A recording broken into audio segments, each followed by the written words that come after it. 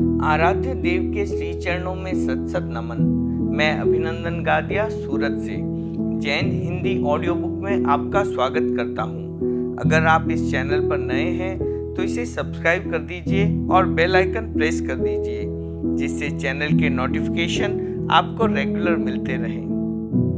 मेरा जीवन मेरा दर्शन, आत्मकथा भाग 4, आचार्य श्री तुलसी, संपादिका साध्वी प्रमुखा कनक प्रभा, प्रकाशक आदर्श साहित्य संघ, न्यू दिल्ली। विरोध का नया आयाम। ज्योतिषियों का अभिमत है कि मेरी जन्म कुंडली में संघर्ष का योग है। संघर्ष से ज्योति का प्रादुर्भाव होता है। चिंतन का एक कोण यह है। दूसरा कोण बनता है कि संघर्ष गति में अवरोध लाते हैं और व्यक्तित्व को कुंठित करते हैं। 22 वर्षों तक मुझे इस विषय में कुछ भी अनुभव नहीं हुआ। गृहस्थ जीवन के 11 वर्षों पर संघर्ष की छाया भी नहीं पड़ी। मुनि जीवन के 11 वर्ष पूज्य गुरुदेव कालूगणी के साये में बीते। 22 वर्ष की अवस्था में गुरुदेव ने मुझे संघ का दायित्व सौंप दिया। दायित्व प्राप्ति के कुछ समय बाद ही संघर्ष का इतिहास प्रारंभ हो गया। पहला संघर्ष उसी वर्ष ब्यावर मर्यादा महोत्सव के अवसर पर सामने आया। वहां पर संघर्ष या विरोध के जो स्फुलिंग उछले, उनका आभास मुझे पहले से ही हो गया था। उस विषय में ब्यावर के श्रावक समाज को मैंने संकेत भी दे दिया था। उस विरोध का स्वरूप काफी संगठित था, फिर भी वह प्रभावहीन रहा। विक्रम संवत 1994 के प्रथम चातुर्मास की संपन्नता पर बीकानेर में अप्रत्याशित रूप में संघर्ष आमने सामने आ खड़ा हुआ। गुरु कृपा से उस समय का मेरा निर्णय भी संघ की प्रभावना में निमित्त बना। उक्त दोनों प्रसंगों में उपलब्ध अकल्पित सफलता ने मेरा हौसला बढ़ा दिया। उसके बाद तो आंतरिक और बाह्य दोनों प्रकार के संघर्षों ने कभी तीखे तेवर दिखाए और कभी कभी हौले हौले आघात किए। कभी उनका स्वरूप आलोचनात्मक और निंदात्मक रहा तो कभी आक्रामक भी बना। विरोधी लोगों के बागबान हमें पीछे नहीं हटा सके तो आगजनी और पथराव जैसी घटनाएं भी हमें अपने निर्णय से विचलित नहीं कर सकी। हम कहीं आगे बढ़े, कभी पीछे भी हटे, पर चिंतन पूर्वक परिस्थितियों के दबाव में आकर हमने अपने लक्ष्य को विस्मृत नहीं होने दिया। कुछ युवकों का एक समूह विगत कई वर्षों से हमारे विरोध में खड़ा था। एक समय था जब वे युवक हमें स्थिति पालक कहकर विरोध करते थे। हमने उनको समझाने का प्रयास किया, पर उसका वांछित परिणाम नहीं आया। युग के बदलते हुए परिवेश में हमने अनुव्रत का अभियान चलाया तो वह उनको छलावा लगा। उसका साक्ष्य है भंवरमल जी सिंह जी द्वारा लिखित पुस्तिका अनुव्रत प्रगति या प्रवंचना। अनुव्रत नैतिकता या मानवता का अभियान है। इसमें न संप्रदायवाद की गंध है और क्रियाकांडों का प्रवेश है। मनुष्य को अच्छा मनुष्य बनाने का एक मॉडल है अनुव्रत की आचार संहिता। कोई अनपढ़ ग्रामीण इसका विरोध करता तो बात अटपटी नहीं लगती, किंतु पढ़े लिखे प्रबुद्ध लोगों को उसके विरोध में सक्रिय देखकर आश्चर्य हुआ। शायद यह भी कोई हॉबी होती होगी। ऐसे व्यक्ति अपनी बौद्धिकता को रचनात्मक कार्यों में लगाते, हमें सहयोग देते या हमारा सहयोग लेते तो कितना अच्छा होता। पर जिन्हें विरोध के लिए ही विरोध करना था, उनकी दिशा को बदलना संभव नहीं था। उनकी दिशा नहीं बदली, इसके लिए दोष देना भी उचित नहीं है, क्योंकि मूल बात तो हमारी जन्म पत्री में वैसे ग्रहों का योग था। ज्योतिषियों ने मुझे यह भी बताया था कि संघर्ष बड़े से बड़े आएंगे, पर उनकी अंतिम परिणति आपके पक्ष में होगी।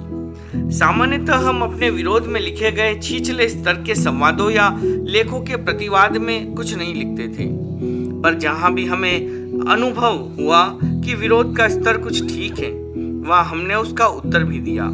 भाई भंवरमल जी सिंह जी कई वर्षों से हमारे विरोध में सक्रिय थे। हम मौन रहे। अनुव्रत प्रगति या प्रवंचना नाम से लिखी गई पुस्तिका में भाषा कुछ स्तर की लगी। मैंने मुनि नथमल जी को उसका उत्तर लिखने की प्रेरणा दी। उन्होंने कलम चलाई और अनुव्रत प्रगति है, प्रवंचना नहीं, इस शीर्षक से आलोच्य पुस्तिका में उठाए गए मुद्दों का विस्तृत स्पष्टीकरण लिखा। हमारे कलकत्ता प्रवास का चौथा महीना चल रहा था। उस अवधि में वहां हमारे कार्यक्रमों का उल्लेखनीय प्रभाव हुआ। कलकत्ता के नागरिकों में आस्था का भाव जागा। व्यापार के क्षेत्र में नैतिक मूल्यों का स्वर गूंजने लगा। हमारे संपर्क सूत्रों का विकास हुआ, नए नए लोगों से परिचय बढ़ने लगा, अखबारों में संवाद प्रकाशित होने लगे। सफलता के इन आयामों ने कुछ व्यक्तियों को उकसाया। उनमें तेरापन समाज के कुछ युवक भी थे। वे समय समय पर हमारी गतिविधियों की आलोचना और विरोध करते रहते थे। उन्होंने विरोध में जो जो मुद्दे उठाए थे वे सब समाप्त हो गए। कुछ बातों में हमने परिवर्तन कर दिया और कुछ बातें सामयिक नहीं रह गई। अनुरोध के विरोध का सटीक उत्तर मिल जाने से प्रबुद्ध वर्ग पर उसका कोई प्रभाव ही नहीं हुआ। ऐसी स्थिति में उन्हें विरोध के लिए किसी नए मुद्दे की अपेक्षा थी। मानना चाहिए कि इस विषय में उनका मस्तिष्क काफी उर्वर था। उन्होंने चिंतन पूर्वक एक मुद्दा बनाया जो मल मूत्र प्रकरण नाम से प्रसिद्ध हुआ। उन्होंने यह नहीं सोचा कि महाव्रती साधु साध्वियों का एक काफिला राजस्थान से पद यात्रा करता हुआ कलकत्ता पहुंचा है, उसका उद्देश्य क्या है, उसमें विरोध जैसी क्या बात है। यदि वे यह सब सोच लेते तो विरोध नहीं करते। विरोध के बिना ज्योति प्रकट कैसे होती, सच्चाई सामने कैसे आती। विरोध करने वालों का दृष्टिकोण कुछ भी रहा हो, आज हम उसे अपने लिए प्रेरणा और विकास का प्रतीक ही मान रहे हैं। हम कलकत्ता गए, उस समय साधु साध्वियों के लिए फ्लस का उपयोग विहित नहीं था। श्रावक हमारी चर्या से परिचित थे। उन्होंने पंचमी समिति के लिए स्थान की खोज की। उन्हें हावड़ा ब्रिज के पास पोर्ट कमीशन का खुला मैदान उपलब्ध हो गया। मैदान भी बहुत लंबा चौड़ा जंगल जैसा ही था। हम उसका उपयोग करने लगे। विरोधी लोगों का मन खट्टा हो गया। कुछ व्यक्ति पोर्ट ट्रस्ट बोर्ड के चेयरमैन से मिले। उन्हें बहकाने की चेष्टा की गई। श्रावक पन्नालाल जी सरावगी उनके पास गए। उन्होंने सारी स्थिति की जानकारी दी। चेयरमैन महोदय प्रसन्न होकर बोले, इस स्थान की इजाजत पहले हमारे अधीनस्थ अधिकारी ने दी थी। अब मैं स्वयं आपको इजाजत देता हूं कि आप इस स्थान का उपयोग जिस रूप में करना चाहें करें। कोई विरोध करे या और कुछ, यह स्थान अभी आपके अधिकार में रहेगा। विरोधी लोगों का एक प्रयास असफल हो गया। तेरापंथ और अनुरुद्ध को मुद्दा बनाकर उन्होंने जो विरोध किया था वह पहले ही कमजोर हो गया। फिर भी उनकी विरोधी नीति में कोई अंतर नहीं किया। इस संदर्भ में निम्नलिखित कहावत को चरितार्थ माना जा सकता है। जाका पड़िया स्वभाव जासी जीव स्यू। जाका पड़िया स्वभाव जासी जीव स्यू। नीम न मीठा होए जो सींचो गुड़ गीव सू। नीम न मीठा होए जो सींचो गुड़ गीव सू। सामान्यतः इस कहावत में हमारा विश्वास नहीं है, इसलिए हम स्वभाव परिवर्तन या व्यक्तित्व रूपांतरण की दिशा में काम करते हैं।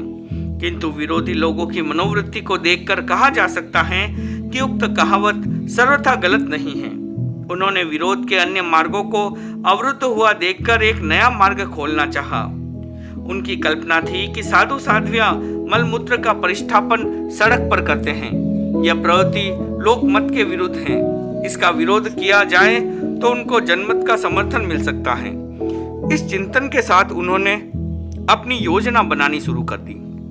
एक दिन कुछ युवक आकर बोले, आचार्य श्री, हमारी एक प्रार्थना है। हम तेरापंथी हैं, फिर भी आपके संपर्क में कम आए हैं। वैचारिक दृष्टि से हमारा आपसे विरोध रहा है।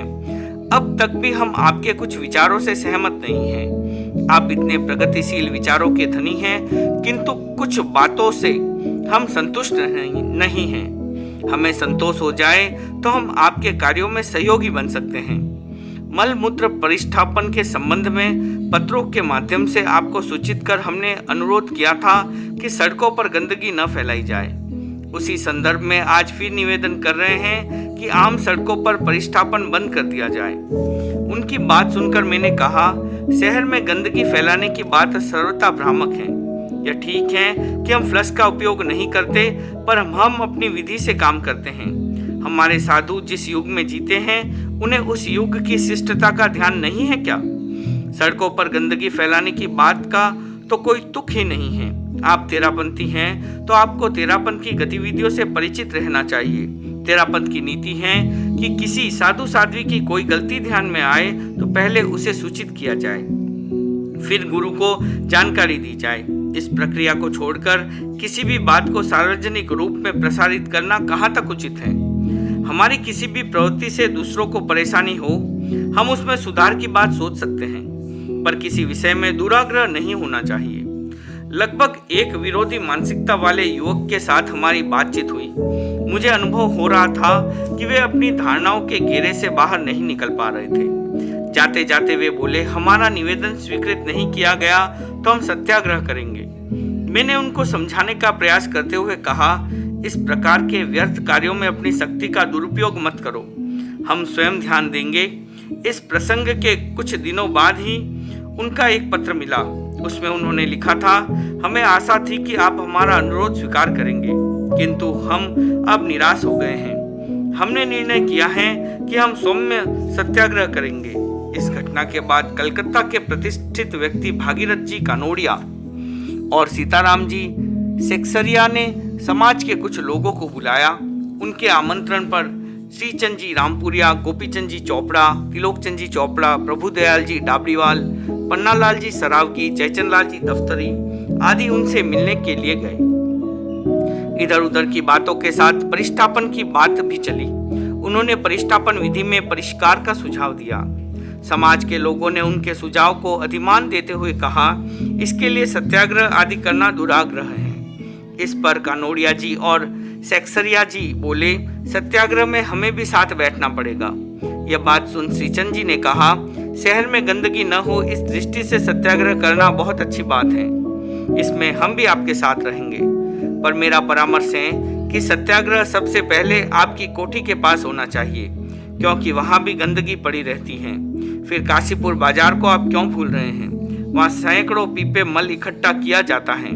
सत्याग्रह के लिए वहाँ भी बैठना होगा। चातुर्मासिक प्रवास के लिए हमने कलकत्ता शहर में प्रवेश किया। उस दिन तिरहट्टी मार्केट के सामने बने पंडाल में कार्यक्रम था। उसमें स्वायत्त शासन मंत्री श्री ईश्वरदास जालान, भागीरथ जी कानोड़िया, सीताराम जी सेक्सरिया, सोनलाल जी दुग्गड़ आदि सभी लोग उपस्थित थे। सोनलाल जी ने बोलने के लिए समय मांगा, उन्हें समय दिया गया। वे खड़े हुए। उन्होंने मलमूत्र विसर्जन का प्रश्न उठाया। स्वागत सभा में उस प्रश्न का कोई औचित्य नहीं था। हमने अपनी ओर से स्पष्ट भी कर दिया था कि आम सड़कों पर मलमूत्र विसर्जन कर नागरिकों को असुविधा पहुंचाना हमारा आचार नहीं है। फिर भी किसी घटना विशेष को लेकर दुष्प्रचार किया जा रहा था। कार्यक्रम की संपन्नता के बाद हम आवास स्थल पर चले गए। उक्त प्रसंग को लेकर कुछ लोगों ने चर्चा छेड़ी। भागीरथ जी कुछ जोश में आकर अनुचित बात बोल गए। इससे आपस में भिड़ंत हो गई। भागीरथ जी आदि बड़ी मुश्किल से हमारे पास पहुंचकर बोले, आचार्य जी कैसे कैसे लोग हैं। मैंने कहा, किसी भी व्यक्ति के साथ अभद्र व्यवहार नहीं होना चाहिए। उसी समय समाज के प्रमुख व्यक्ति वहां आए। आपस में अच्छी तरह खमत खामना हो गया। जिस घटना पर खमत खामना के द्वारा पूर्ण विराम लग गया था, भंवरमल जी सिंघी आदि ने उसी को पुनः उभारने का प्रयास किया। उन्होंने कई व्यक्तियों के नाम से एक सभा के आयोजन की सूचना प्रसारित की। उसकी अध्यक्षता के लिए ईश्वरदास जालान का नाम था। स्थान था टाटिया हाई स्कूल का सभागार। उसका उद्देश्य था भागीरथ जी और सीताराम जी के साथ हुए तथाकथित अशालीन व्यवहार का प्रतिवाद। इस आयोजन का संवाद पाकर समाज के लोगों ने आपस में परामर्श किया कि खमत खामना होने के बाद यह सभा क्यों हो रही है। इस प्रश्न को लेकर गोपीचंद जी, मदन चंद जी, श्रीचंद जी आदि कुछ व्यक्ति कानोड़िया जी आदि से मिले। उन्होंने कहा, उस दिन का प्रसंग उसी दिन समाप्त हो गया था। फिर वह प्रतिवाद सभा कैसे हो रही है? वे बोले, मैंने ऐसी कोई सभा नहीं बुलाई। जो लोग यह सब कर रहे हैं उन्हें भी मेरी ओर से कोई प्रश्न नहीं है। जालान जी उस सभा की अध्यक्षता करने वाले थे। उन्होंने कहा, इन लोगों ने शुद्र बात उठाई है, आप निश्चिंत रहें, मैं कुछ भी गलत नहीं होने दूंगा। आखिर निश्चित समय पर उनकी सभा समाप्त हुई। जालान जी का अनुशासन इतना अच्छा था कि किसी भी वक्ता को इधर उधर नहीं जाने दिया। सोनलाल जी दुग्गड़ ने मलमूत्र प्रकरण की बात उठानी चाहिए। जालान जी ने उनको यह कहकर बिठा दिया कि अभी इस विषय की चर्चा अप्रासंगिक है। श्री बालकृष्ण गुप्ता का वक्तव्य बहुत प्रभावशाली रहा। उन्होंने किसी का नामोल्लेख किए बिना विरोधी वर्ग को करारा जवाब दिया। उनके वक्तव्य का एक वाक्य था, ऐसे ऊंचे संत का ऐसा विरोध करने वाले अपने स्तर को नीचे गिरा रहे हैं। समाज की ओर से जयचंद लाल जी दफ्तरी तथा पूनमचंद जी बोकाड़िया ने पूरी शालीनता के साथ अपने विचार रखे। श्री जालान जी अध्यक्ष के पद से अत्यंत सुंदर और शालीन बोले। उनका सभा संचालन का तरीका प्राय सबको पसंद आया, जिस उद्देश्य से सभा का आयोजन किया गया था, आयोजक उसमें पूरी तरह असफल हो गए। सोचा कुछ था और हो गया कुछ। समाचार पत्रों की न्यूज़ भी काफ़ी सकारात्मक थी। दूसरे या तीसरे दिन भागीरथ जी ने पन्नालाल जी सरावगी और प्रभुदयाल जी डाबरीवाल को बुलाकर कहा, मैंने आपको भंवरमल जी सिंगी के साथ बात करने के लिए बुलाया है। भंवरमल जी वहीं थे। पन्नालाल जी बोले, वाह भंवर जी, तुम इतने अच्छे आदमी होकर भी इतने नीचे स्तर की बात करते हो। यह कथन उन्हें अखरा। उन्होंने मायूसी दिखाते हुए व्यंग की भाषा में कहा, अच्छा मैं समझ गया, स्तर आपका है, हम तो ऐसे ही व्यक्ति हैं। इस पर पन्नालाल जी बोले, तुम ऐसी बात क्यों करते हो? अनुरत प्रगति या प्रवंचना पुस्तक तुमने ही लिखी है, उसका स्तर अच्छा है। मैं तुम्हें यह पूछना चाहता हूँ कि कानोड़िया जी वाली घटना में उनको किसी ने मारा नहीं, पीटा नहीं, केवल शाब्दिक उत्तेजना का थोड़ा सा वातावरण बना था, उसके लिए अच्छी तरह से खमतखामना हो गया, फिर भी प्रतिवाद सभा क्यों बुलाई गई? भंवर जी के साथ गोविंद जी कानोड़िया ने उक्त प्रश्न के उत्तर में कहा, भाई साहब, हमें तो विरोध करना था, उसके लिए यह बहाना मिल गया। भंवरमल जी सिंगी कलकत्ता से पहले भी विरोधी गतिविधियों के प्रेरक और संचालक थे।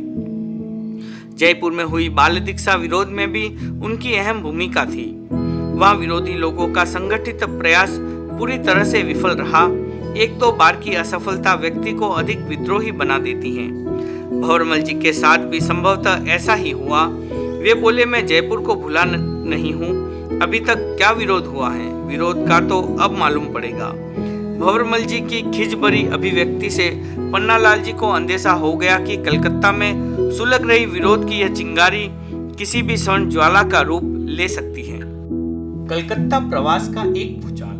आषाढ़ शुक्ला चतुर्दशी, चातुर्मासिक चतुर्दशी का दिन। उस दिन धार्मिक लोग सहज रूप से विशेष धर्म आराधना में संलग्न रहते हैं। वे सामायिक स्वाध्याय, ध्यान आदि अनुष्ठान करते हैं, किंतु जिनका दृष्टिकोण निषेधात्मक होता है, वे न किसी दिन का महत्व आंकते हैं और न किसी स्थिति की तटस्थ समीक्षा करते हैं। उनका काम होता है अच्छाइयों में से बुराई को खोजना।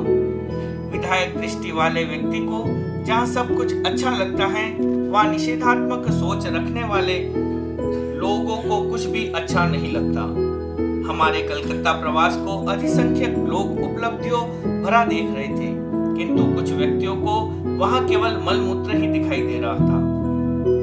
मलमूत्र प्रकरण को उठाने वाले चंद व्यक्तियों ने ऐसी व्यू रचना की कि बड़े बड़े लोग उनके साथ हो गए।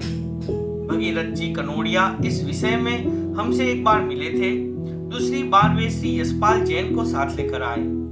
उनके दिमाग में एक ही बात थी। वे बोले, नगर में बने सार्वजनिक मूत्रालय आपके काम आ सकते हैं या नहीं? मैंने कहा, हमने उनको देखा नहीं है, हमारी मान्य विधि से प्रतिकूल आचरण हम नहीं कर सकते, उसके अलावा हमारा कहीं कोई आग्रह नहीं है। इस बात से यशपाल जी प्रभावित हुए। वे बोले, आचार्य जी, किसी भी चिंतन के लिए अपना दिमाग खुला रखते हैं। जिस किसी काम से दूसरे को तकलीफ हो, वह अपना संकोच कर लेते हैं, यह बड़ी बात है। मैंने कहा, इस विषय में जो लोग सत्याग्रह की बात करते हैं, उन्हें मैं जानता हूँ, वे नादान हैं, नादानी कर रहे हैं। यदि इस मामले को बढ़ावा दिया गया तो उसका परिणाम अच्छा नहीं आएगा। हम लोग कलकत्ता आए हैं कुछ काम करने के लिए। संभवतः कानोड़िया जी ने हमको पहचाना नहीं है। रूढ़ियों से चिपक कर रहने में हमारी आस्था नहीं है, पर हम अपने मौलिक आचार को तिलांजलि नहीं दे सकते। यह बात सुन कनोड़िया जी बोले, आचार्य जी, ऐसी बात नहीं है, हम आपके कर्तव्य को देख रहे हैं, आपकी तपस्या ऊंची है, आप बड़ा काम कर रहे हैं। एक और हमारी साधना और तपस्या को ऊंची नजरों से देखा जा रहा था, हमारे कार्यक्रमों की प्रशंसा की जा रही थी। दूसरी ओर कुछ व्यक्ति विरोध के औजारों को पैना करने में लगे थे। उन्होंने अपनी प्लानिंग बनाई, शहर के प्रतिष्ठित लोगों की आंखों पर भ्रांति का चश्मा लगाया और उनके हस्ताक्षर से एक विज्ञप्ति तैयार की। उसे पीटीआई की न्यूज के रूप में प्राय सब समाचार पत्रों में प्रकाशित करने के लिए भेजा गया। कुछ संपादकों को अतिरिक्त रूप से प्रेरणा दी गई। दूसरे दिन वह विज्ञप्ति काफी समाचार पत्रों में छप गई। उस दिन की खास न्यूज वही संवाद था। प्रातः सूर्योदय के बाद हम पंचमी समिति के लिए गए। लौटते समय शहर में खामोशी भरी हलचल की प्रतीति हुई। प्रत्येक बिल्डिंग की छत या बालकनी पर लोग अखबार लिए खड़े थे। बंगला, हिंदी, अंग्रेजी आदि सभी भाषाओं के अखबार लोगों के हाथ में थे। आनंद बाजार पत्रिका, अमृत बाजार पत्रिका, स्टेट्समैन, हिंदुस्तान, स्टैंडर्ड आदि सभी स्तर के पत्रों में हमारे विरोध में संवाद छपा था। उसकी शब्दावली पूरी याद नहीं है, पर वह इस ढंग से लिखा गया था कि उसे पढ़ते ही लोगों के मन में हमारे प्रति घृणा के भाव पैदा हो जाए। हमने उसका असर भी तत्काल देखा। जब हम सड़क से आ रहे थे तो अनेक लोगों ने हमारी ओर इंगित करते हुए कहा, जिनके बारे में न्यूज है वे आचार्य तुलसी जी ये हैं। अखबारों में संवाद के नीचे निम्न निर्दिष्ट व्यक्तियों के हस्ताक्षर थे: पीसी सेन, सुनीति कुमार चटर्जी, डॉक्टर कालिदास नाग, विजय कुमार बनर्जी, कलकत्ता कॉर्पोरेशन के मेयर, प्रभुदयाल, हिम्मत सिंह का, काली प्रसाद खेतान, भागीरथ कानोड़िया, सीताराम सेक्सरिया, भंवरमल सिंघी, विजय सिंह नाहर आदि। इन प्रमुख व्यक्तियों के नाम जुड़ने से चर्चा को बल मिला। हम महासभा भवन पहुंचे। वहां साधु अखबार लिए खड़े थे। उसकी हेडलाइन पढ़ते ही स्थिति का अवबोध हो गया। अखबारों में जो कुछ छपा था उसमें सच्चाई नहीं थी, पर यह बात कौन कहे और किसे कहे। लाखों लोग अखबार पढ़ चुके थे। कहा जाता है कि सत्य जूते पहनता है, तब तक झूठ पूरी दुनिया का सफर करके लौट आता है। किसी भी झूठ को बार बार दोहराया जाता है तो वह सच प्रतीत होने लगता है। बार बार दोहराए गए और लाखों लोगों तक पहुंचे उस असत्य को निरस्त कैसे किया जाए, इस विषय में मैं सोच ही रहा था कि श्रावक महादेव जी सरावगी का सुपुत्र पन्नालाल एमपी आ गया। उसने वंदना की। उसकी वंदना को स्वीकृत करने से पहले ही मैंने उससे पूछा, पन्नालाल अखबार पढ़ा? इस आकस्मिक प्रश्न ने उसको विस्मित कर दिया। वह बोला, कौन सा अखबार? मैंने कहा, आनंद बाजार पत्रिका, अमृत बाजार पत्रिका, स्टेट्समैन आदि कोई भी? वो बोला, नहीं, अब तक मैंने कोई भी अखबार नहीं देखा। क्या बात है? मैंने कहा, लो देख लो। पन्नालाल ने अखबार देखकर आश्चर्य व्यक्त किया। उसके आश्चर्य का कारण था प्रफुल्ल चंद्र सेन और सुनीति कुमार के हस्ताक्षर। वे दोनों उसके घनिष्ठ मित्रों में से थे। उसे कुछ बताए बिना ही उन्होंने इतना बड़ा कदम कैसे उठा लिया? पन्नालाल की यह बात सुन मैंने कहा, ये लोग बड़े आदमी कहलाते हैं, बिना जांच पड़ताल कैसे कदम उठा लेते हैं? क्या सड़कों पर कभी मलमूत्र फेंका जाता है? यह संवाद सर्वथा गलत है। मेरी बात सुन पन्नालाल कुछ गंभीर हो गया। वह बोला, गुरुदेव मैं अभी जाता हूँ।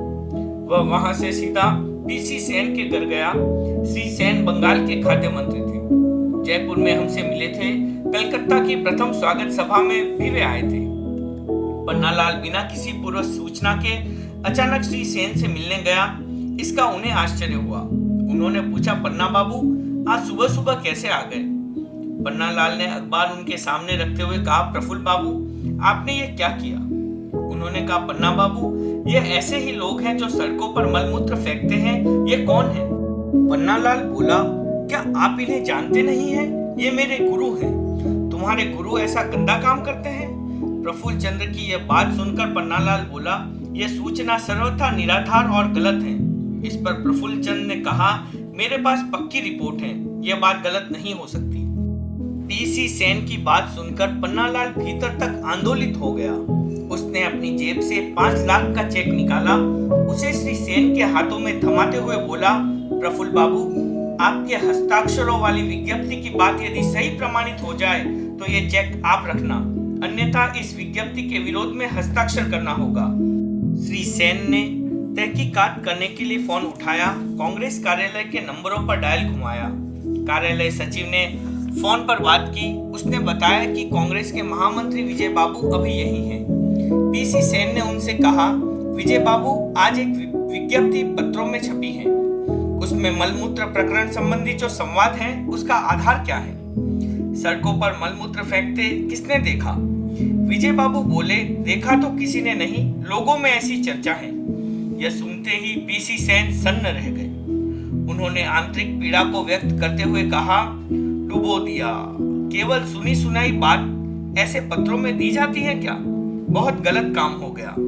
उन्होंने फोन रखकर पन्नालाल से कहा, पन्ना बाबू आपका कथन ठीक है, हमारे पास कोई प्रमाण नहीं है, अब क्या करें? पन्नालाल बोला, करना क्या है? आप स्वयं उस विज्ञप्ति के प्रतिवाद में नई विज्ञप्ति लिखें और अपने हस्ताक्षर करें। इधर कलकत्ता के मेयर श्री विजय कुमार बनर्जी से समाज के कुछ लोग मिले।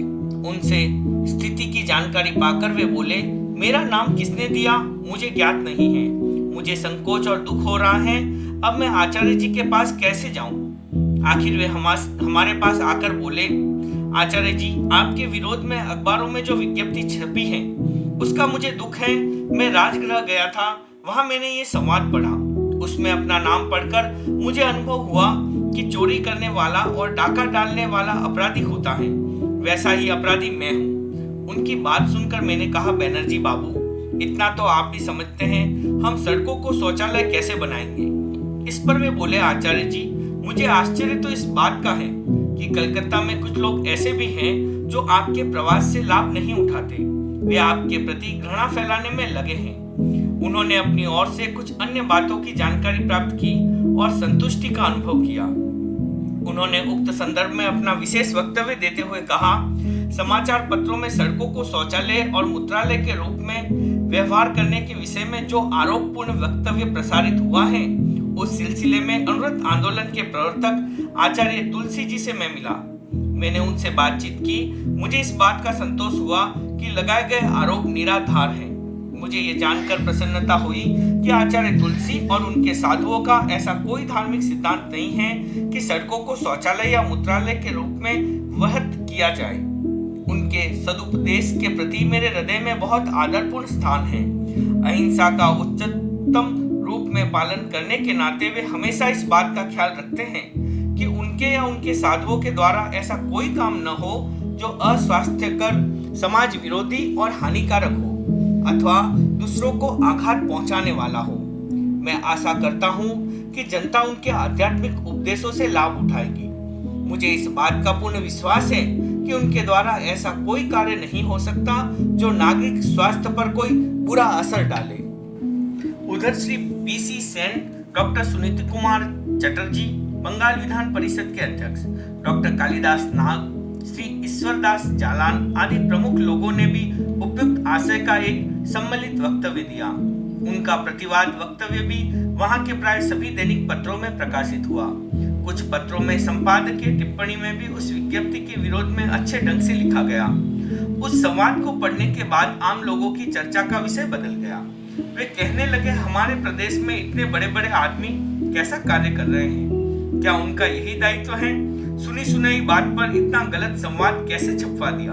पहले विज्ञप्ति को पढ़ने से स्थानीय लोगों के मन में जो तूफान उठा था, वह उसके प्रतिवाद में छपे वक्तव्यों को पढ़कर शांत हो गया। विरोधी लोगों के परिश्रम पर पानी फिर गया। 2 दिन बाद युगांतर पत्र के प्रमुख संवाददाता आए। उनसे काफी बात हुई। उन्होंने कहा, कांग्रेस भवन से हमारे पास भी संवाद आया था कि पीटीआई से जो न्यूज आई है उसे अनिवार्य रूप से छापना है। हमने मूल स्रोतों की जानकारी किए बिना उसको नहीं छापा। आपके पास में इसी उद्देश्य से आया हूँ। उस न्यूज के बारे में आपकी क्या टिप्पणी है? मैंने उनको स्थिति की जानकारी दी तो वे बोले, कुछ लोगों को नेतागिरी की भूख रहती है। उन्हें कुछ न कुछ ऐसा काम चाहिए जो उन्हें सुर्खियों में रख सके। बड़े लोग जितने भी हैं वे आंखों से नहीं कानों से देखते हैं, इसलिए सुनी सुनाई बात पर हस्ताक्षर कर देते हैं। युगांतर के संवाददाता से हमारी बात हो ही रही थी कि ईश्वरदास जालान वहां आ गए। चालू प्रसंग को आगे बढ़ाते हुए उन्होंने कहा, आचार्य जी, कुछ समझ में नहीं आ रहा है कि लोगों की मानसिकता क्या है। आपकी स्वागत सभा में हम बैठे थे, 5000 लोग उस सभा में थे। सोनलाल जी दुग्गड़ उसमें कैसे बोले? बिना प्रसंग ऐसी बात कहने का मौका नहीं देना चाहिए। उस समय एक भाई ने मुझसे पूछा, इतनी शांत सभा में ये लोग कैसी तुच्छ बातें कर रहे हैं? फिर भी सब लोग शांति से सुन रहे हैं, क्या बात है? उस भाई की जिज्ञासा को समाहित करते हुए मैंने कहा, यही तो जैनत्व है। यदि कोई दूसरी सभा होती तो दंगल हुए बिना नहीं रहता। विरोधी विज्ञप्ति में एक हस्ताक्षर जालान जी का भी था। इस संबंध में उनसे पूछा गया तो वे बोले, हिंदी में लिखे गए एक विज्ञापन पर कुछ लोग मेरा हस्ताक्षर अवश्य ले गए थे, पर मैं नहीं जानता कि वे ऐसा अनर्थ करेंगे।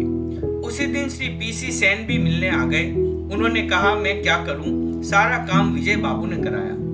कुल मिलाकर इस विज्ञप्ति में जितने हस्ताक्षर थे उनमें से एक भंवरलाल जी सिंघी को छोड़ सभी व्यक्ति आए और वस्तु स्थिति को समझकर निर्भीक बन गए। उन्हीं दिनों एक श्रद्धाशील बंगाली विद्वान अमरेश्वर नलिनाक्ष दत्त संपर्क में आए।